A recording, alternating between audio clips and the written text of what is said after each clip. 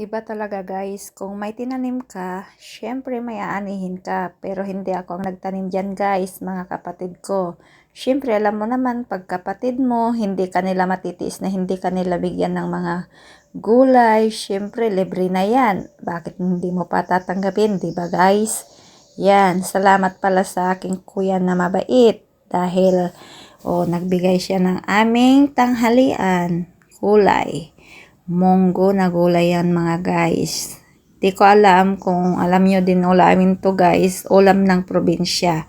Yan, ulam namin yan guys. Then parda, bulaklak ng kalabasa, okra. Yan guys, yung mga tanim ng aking kapatid. Kaya yan, salamat sa mahal kong kapatid dahil sa palibreng ulam.